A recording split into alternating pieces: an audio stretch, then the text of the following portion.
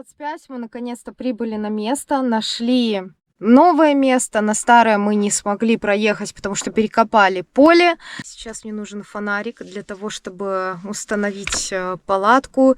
И, возможно, если будет время, хотя бы часик кимарнуть, потому что все-таки я была 5 часов 30 минут за рулем. Я была 5 часов в дороге. Просто медленно ехали, потому что страшно.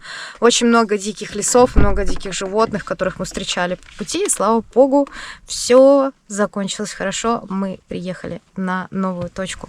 Вот такие вот дела. Фонарик Carp Today, которым я уже довольно долго пользуюсь. Без него сейчас не обойтись, потому что на улице темно, но нужно установить палатку.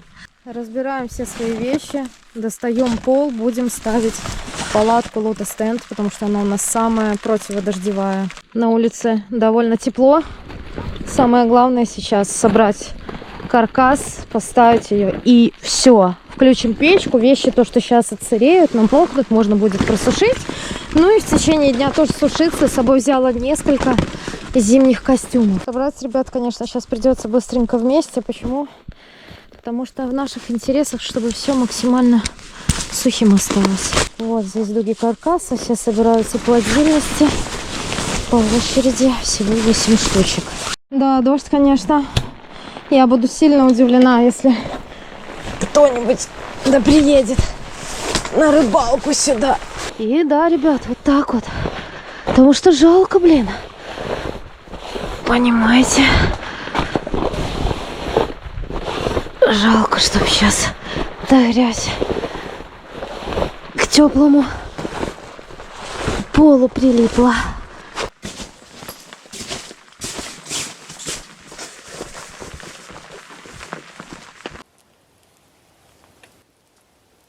Палимся мы брикетами. Печка у меня Intent Fisher. Fisher, которая малая. Какие-то другие брикеты, не такие, как были в прошлый раз, наверное. Сейчас посмотрим, как будут гореть. 2 брикетов, как правило, хватает где-то на 1,5, наверное, часа. Запаливаю, распаливаю газовой горелкой. И перед тем, как распалить, обязательно разогреваю трубу и саму печь, чтобы появилась тяга. Обязательно нужно оборачивать трубу в терморукав. Защитный. Обязательно, ребят.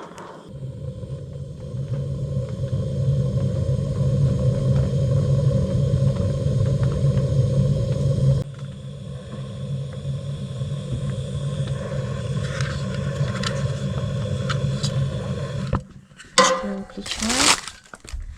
Закрываю, потом будет ли гореть.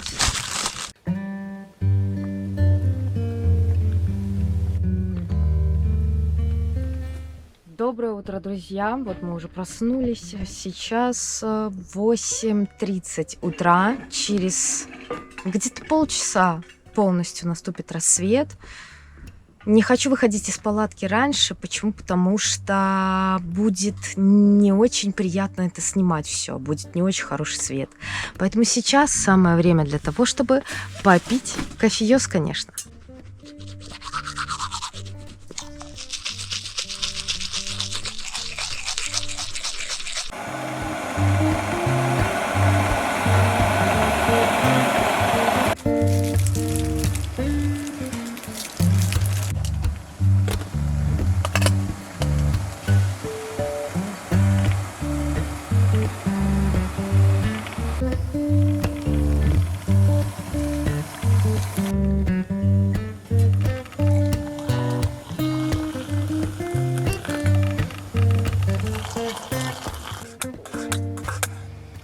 Пришлось пойти убрать внизу кучу мусора. Бутылок от водки, от пива, от опарыша, от червя, упаковок. Мусор нам понадобится, потому что в вот эту вот коробочку я сейчас налью прекрасно водички вот так. По кормежке я хочу смешать между собой мотыль Абсолют.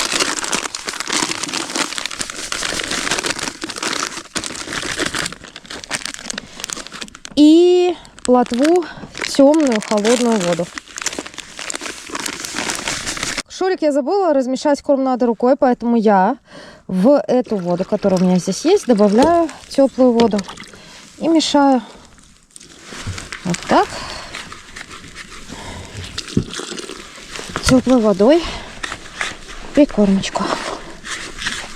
Уже после первого увлажнения прикормка получилась такой мягкой, пушистой. Кто же не мешал кашу, с сухой прикормкой? Кто не мешал кашу пшеную с сухим кормом, тот не рыбак. Я бы могла, конечно, пойти по простому пути, поехать там в 30 километрах от Минска половить какую-нибудь рыбку на фидер. Могла бы половить на Осиповическом водохранилище и 100% бы рыбку поймала. Но что-то стукнуло мне в голову.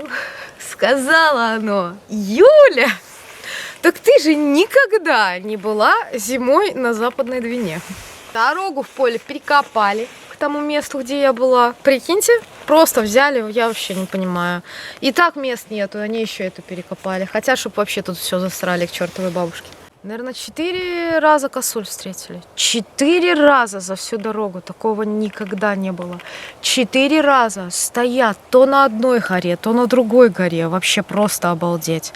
Страшное дело. Будьте осторожны. Почему? Потому что если у косулек глазки подсвечиваются, я могу сказать, что когда бежит лосик, он глазками вот так вот не сверкает в сторону. Я видела, как он однажды бежал. Это значит, выглядит вот так. Он такой типа... То есть ему было пофиг, он просто такой типа, ну, погнали. И пошел, как раз вот перед нашей машиной. Лось есть лось, и лось это не косуля. Лось при скорости, я думаю, 80 км в час, это насмерть. Здесь у меня вот полянка, продолжаю убирать за свинюшками, которые здесь отдохнули, порыбачили, я не знаю. Где они? У нас Твикс продают? Я просто шоколад давно не ем. Здесь стоит автомобиль. Здесь вот такое вот дерево, чтобы если кто-то захочет объехать нашу машину, в него врезался. И вот здесь за углом, чтобы мы могли выскочить из палатки, кого-нибудь напугать, стоит наша палатка. Здесь у меня палатка. Здесь, вот, ребят, пожалуйста, я насобирала мусор. Внизу, вон там, сейчас пошла с утра с поляны. Не хочу вам показывать, что я там собрала. Но, конечно, пипенс. Я разбираю фидерон. Фидер Акара, фидер Тайм, в росте 3,9, с тестом я уже не помню каким. Вот так вот. Я очень быстро все забываю. Такая вот длинная палочка, хорошо, которая метает любую оснастку, конечно, если ее нормально прогрузить. Сейчас у меня там стоит кончик 80 грамм. Катушечка Акара, фидер Тайм.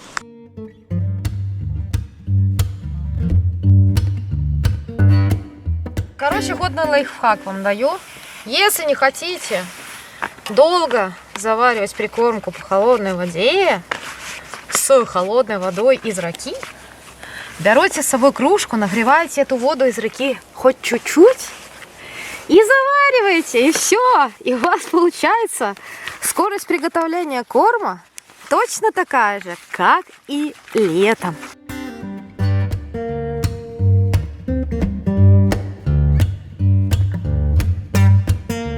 Если все пойдет хорошо, я сразу не оборву монтаж. Мне понадобится 1-2 кормушки, 80-ка, одна вот это я не знаю какая, и грузик для того, чтобы проверить дно. Господи, ну конечно шляпа у меня не очень. Я надеюсь, что завтра все-таки будет мороз, и я меховую надену, но шляпа просто немножко антуражу добавляет. И ну блин, мне цвет не нравится, ребят. Лицо такое, блин, пипец просто, как будто я помирать собралась. А на самом деле собралась с леща. Вообще-то. Нам же нужен карабин, а карабин есть в комплекте Botman E. Botman E отличается от всех привычных эхолотов с забросом тем, что у него в комплекте есть специальный пульт, на котором отображается вся информация. Это очень удобно, потому что вам не надо постоянно тратить зарядку с вашего телефона. И плюс он абсолютно не теряет никакой связи. А вот на дипере все время связь теряется. Такой хороший эхолот. А для связи ничего не придумали нормального. Постоянно лагал дипер со связью. Антенку прикручиваем. Все. И эхолот находится практически в готовности. Ну что тут у нас по глубине уже? 3,9, я смотрю. Ну. А что по рыбе? А вот тут нету значков рыб? Нет. А, тут есть значки рыб, просто здесь рыбы нет, я поняла. Вот какой хороший фидер. 5 метров глубина, ну неплохо. 4,9. Ну, надо, значит, дальше выбрасывать. Ага. Вон кого-то на дне, видишь, кто-то есть. Вот. Это же кто-то есть? Да? Ну, 4,8, 4,9. Ну как, что ты это? Да, это рыба.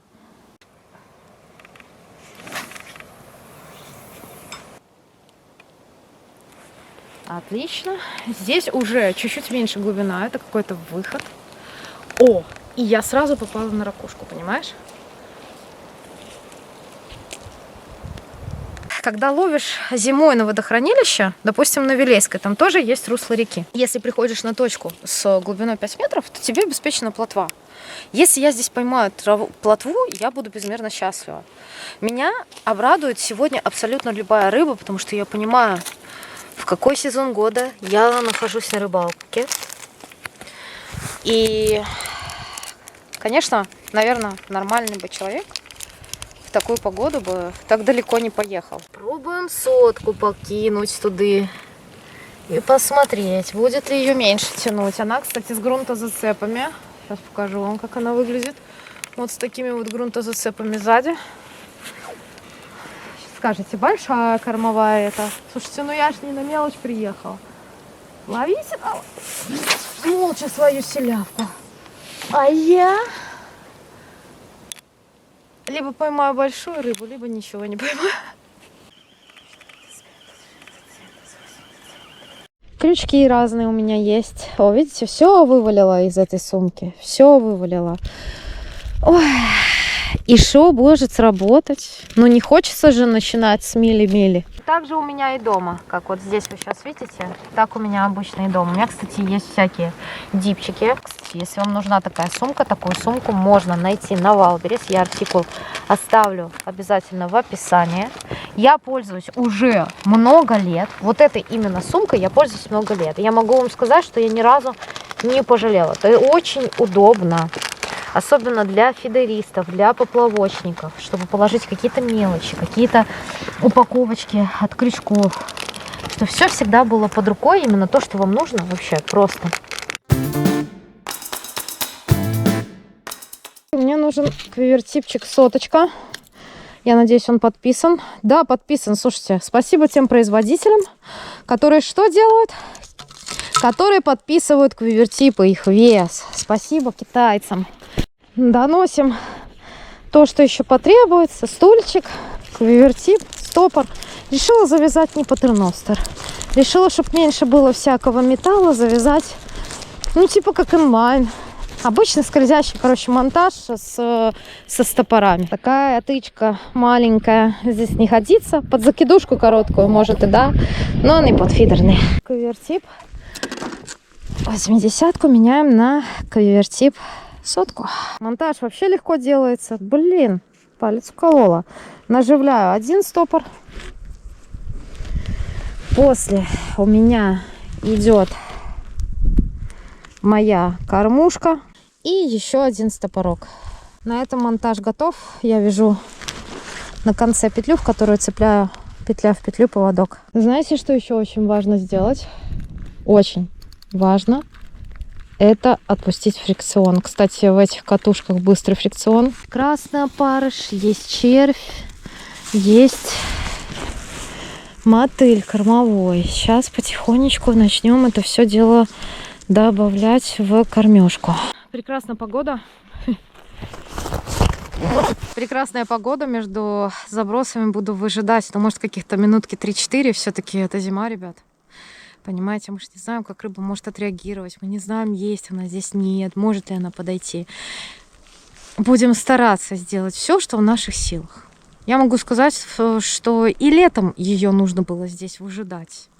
В этих краях на Западной Двине. Может быть, ночью что-нибудь придет, а может быть, надо обильнее кормить.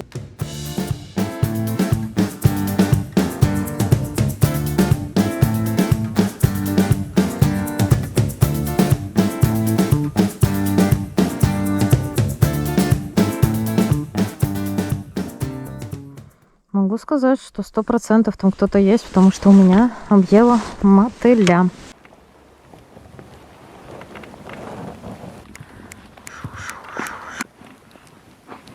Я же такой интересный человек, я ж никогда не ловлю на одну снасть. У меня с собой есть удочка живцовая с поплавочком. Я же не успокоюсь, пока что-нибудь, наверное, поймаю. И почему бы вот здесь вот слева, вот где вот тут вот, я прям вижу, что там что-то лежит, какой-то пень, вот там вот что-то лежит на дне. Что-то сюда какая-то затока вот такая вот затекает. Такое место, такой уголок. Уголок уютно укромный для щуки, между прочим.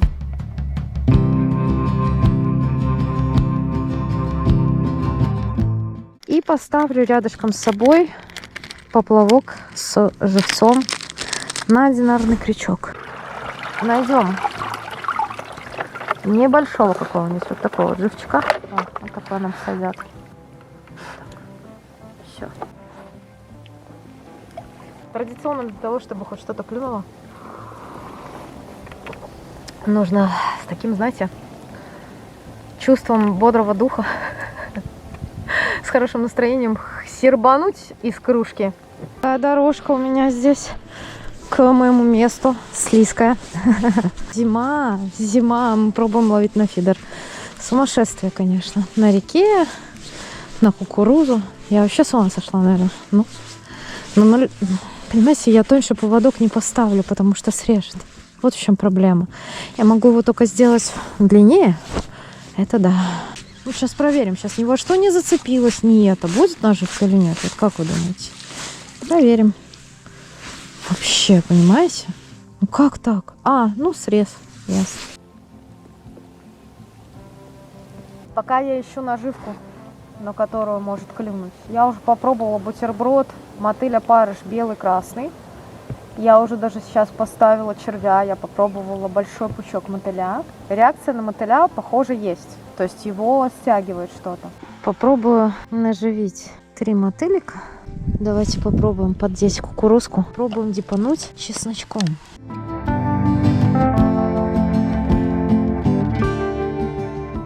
Сейчас проверим карасика. И с карасиком все хорошо, видите. Мы его сейчас пустим. Пускай прогуляется. Может, кого-то по течению поймаем.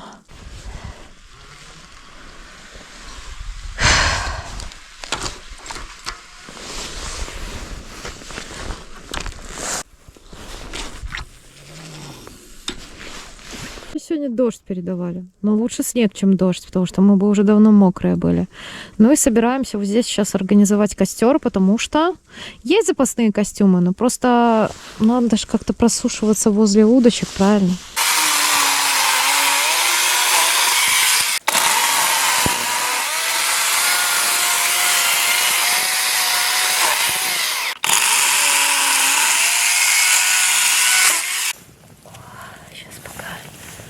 Видите,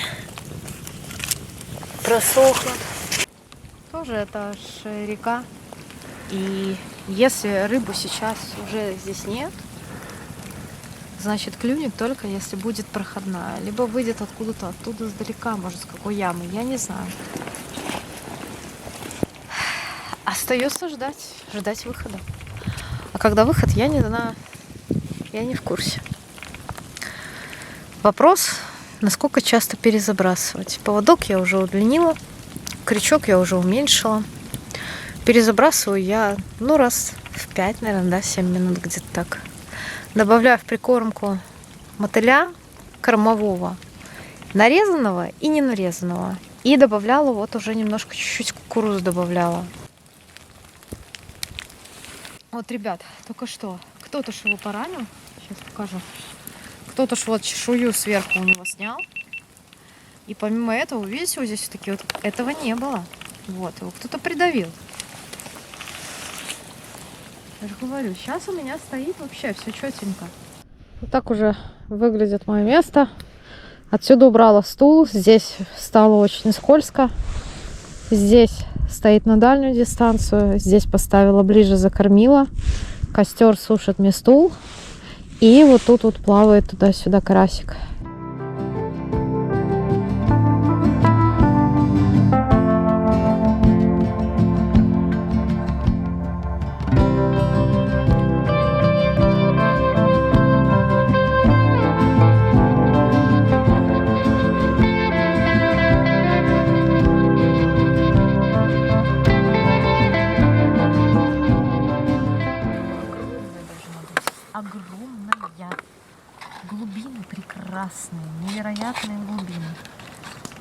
Хорошие места здесь.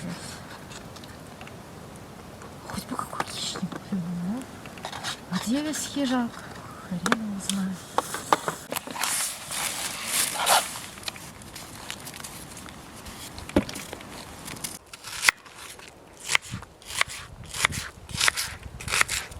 Нарезаю крупными кусками мясо, потому что если нарезать его мелкими кусочками, вы его потом не найдете там внутри. Оно настолько становится нежным, разваривается, вытушивается, что вы потом реально его не сыщете. Просаливаю. Да.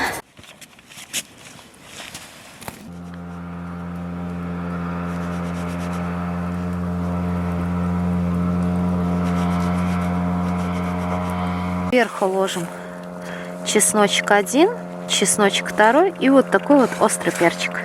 Закрываем казан и закручиваем его вот так. Крышку. Все. На костер на 40 минут.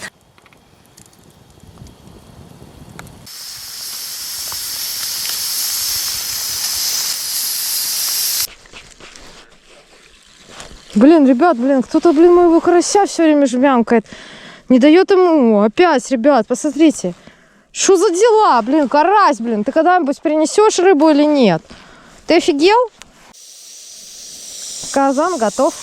Можно его снимать и наконец-то кушать, ребят. Я уже проголодалась, просто невероятно. Как же хочется жрать.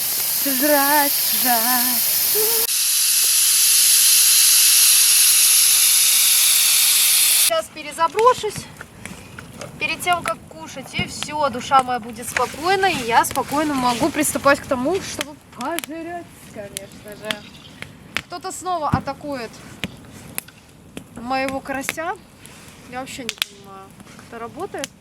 Но рано или поздно я своего добьюсь и поймаю на карася рыбу какую-нибудь. 100% на поплавок.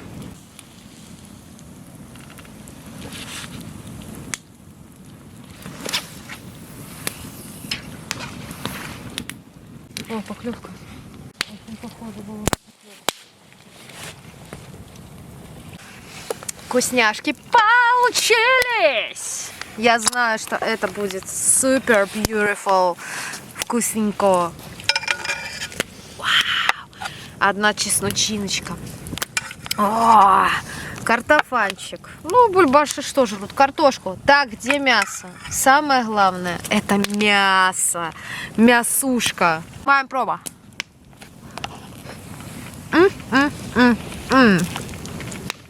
Мяско, посмотрите. Нежнейшая.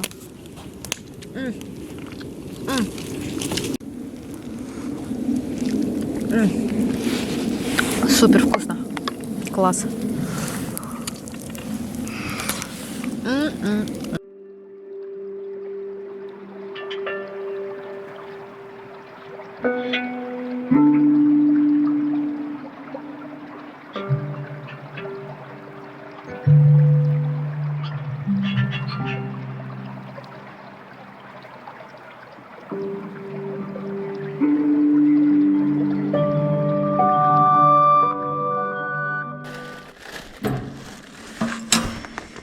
Так, собираемся в баньку.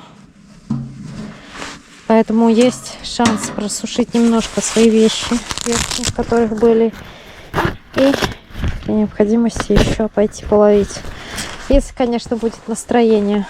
Вечер, и пора отправляться в баню. Не клюет ничего. Посмотрим, будет завтра рыбка или нет. Тем не менее, мы отдыхаем. Будем сейчас наслаждаться горячей банькой. После чаек, может кофеек, еще чуть-чуть половим. Конечно, пойдем спать в свои теплые спальники, в теплую палатку.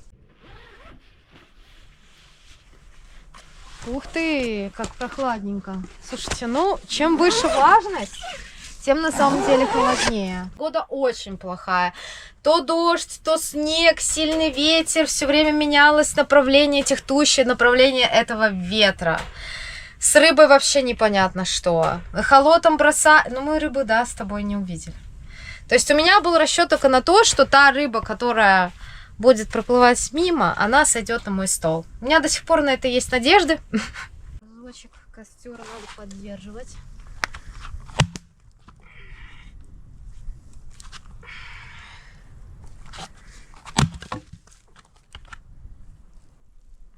Хватит, мне кажется.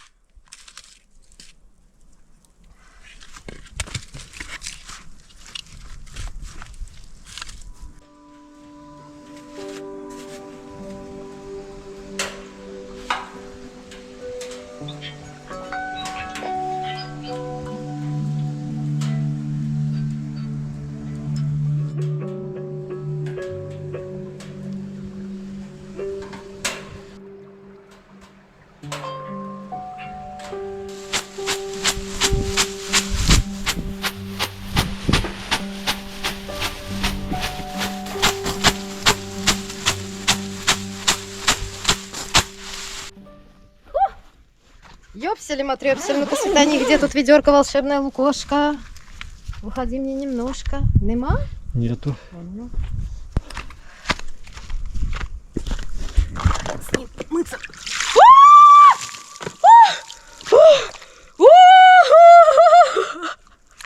Что-то это было, мне кажется, слишком смело, учитывая то, что на улице сегодня минус.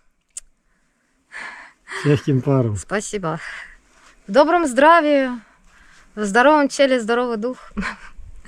Что я могу сказать? Сколько мы с тобой парились? 21:42. Час 40. 1,5 часа. Ну, нормально? Нормально. Сейчас будем спать, как убитая, пока там фидера будет бобер носить. Ничего так и не клюнуло. Я пошла, вытянула фидера, потому что очень много мусора несет, и поэтому я боюсь за то, что просто с утра фидера уже не достану, а точнее их просто не будет на своих местах, потому что утянет сечением. Ну что поделаешь, завтра, значит, будем пробовать ловить хищника. Я сейчас продумаю свою стратегию, посмотрю, какие глубины. В принципе, сегодня побросала с джиг-головками от 12 до 22 грамм. Думаю, что где-то грамм 16 здесь самый оптимальный вариант. И попробую что-нибудь поймать. Доброе утречко, друзья. Сегодня мы проснулись настоящей зимой. На улице приморозило. Можно надеть красивую меховую шапку и, конечно же, идти ловить рыбку. На улице сегодня белым-бело, ребят, наступила настоящая зима, выпал снег и все приморозило. На самом деле, на ближайшую неделю у нас пришли в Беларусь морозы. Потом будут снова оттепели. Я не знаю, станет ли лед, он, скорее всего, будет опять опасным. Ой, боже мой, здесь просто какая-то нереальная красота. Оставляла на ночь вот живца только, да, и ничего не сработало. Фидера я на ночь, конечно же, достала, чтобы их не унесло течением, их приморозило. Целую ночь редверк здесь стоял. Вообще молодчик фонаря, слушайте. 10-12 часов и до сих пор работает вообще на вот батарейке. Сейчас 4000 мАh у него было. Сейчас покажу вам красоту в поле.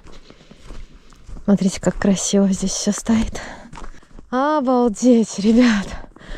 Посмотрите, какая красота. Обалденно же, ну, ребятки. Вот я вам признаюсь честно, я когда приезжаю, у меня сначала всегда хорошее настроение. Когда не клюет рыба, такое бывает сейчас очень часто, потому что тяжелый сезон. Я держусь до последнего, но уже к концу вчерашнего дня такая прям злость меня окутывала. Из-за того, что у меня ничего не получается. Что бы я ни пыталась, да, сделать с этим фидером, у меня ничего не получилось. У меня не получилось даже рыбу засечь. Я не могу понять, была это рыба, была это не рыба. Суть не в этом. Зато какая сейчас красота. Зато какая сейчас красота. А главное, самое главное, ни одной живой души, понимаете? Просто.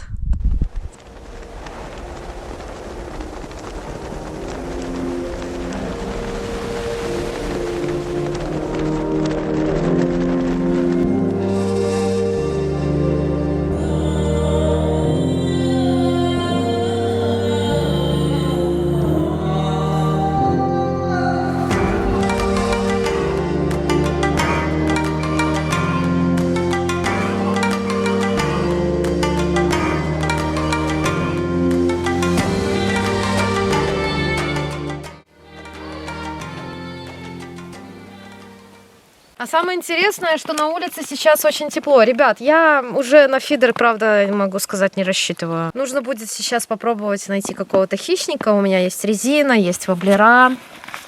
У меня, кстати, для этой реки, учитывая ее глубины, очень хорошие есть грузики, джиг-головки, все это. Всего хватает. Поэтому нужно сейчас, пока кто-то, как обычно, будет собирать лагерь, взять себя в руки и попробовать найти рыбу, ребят. Смотрите, какой кайф получился. Ну, это же балденчик, что ты за волос тут такой мохнатый. Мой, что ли? Я готова для того, чтобы ловить хищника, и отправляюсь выше по течению, потому что хочу спускаться вниз. Там интересный вход в поворот. Красивые должны быть места, лесные.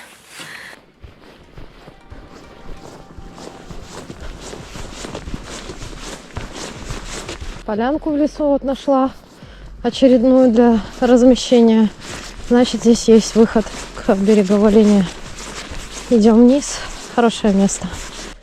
Есть спуск вниз. Пробуем отсюда и начинать ловить. Здесь место покомфортнее, чем у нас. Может быть, кстати, и рыбней. И течение не такое сильное, значит, здесь глубже. Я так предполагаю. Сейчас проверим.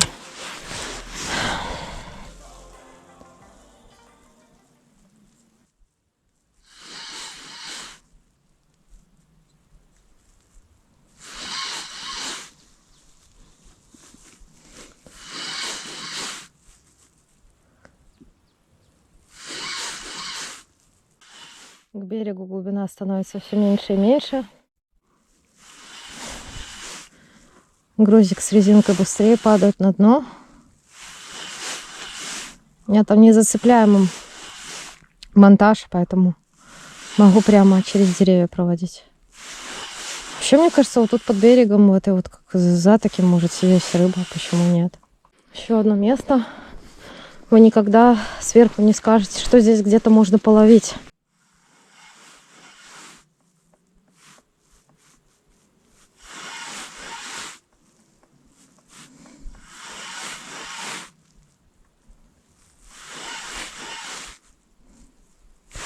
Первый раз за сегодня увидела вообще из-за этих 2 дня, что какая-то рыба выплескивается. Все, значит, рыба есть под берегом. Выплеснулась прямо во. Ну, мелкая. Но если есть мелкая, значит, под берегом должен быть и хищник. Все. Травы сейчас внизу такой, какой он может быть летом. Осенью ранней нет. Нормально, поэтому можно побросать, походить прям вот под деревьями вот здесь вот. Правда, надо выход найти к береговой линии. Ну все, вот я уже спускаюсь вниз потихонечку по течению. Рыбачок тоже на лодке, но я смотрю, постоял, немножко побросал и поехал троллить. Значит, надо рыбку искать. Потому что там местный 100%. Так, я думала, что, может, зацепилась за что. Хотя вот сместила так приманку, как будто бы какая-то поклевка была. Может, что и прижалась здесь. Сейчас сядем, посидим, еще побросаем. Раз 10.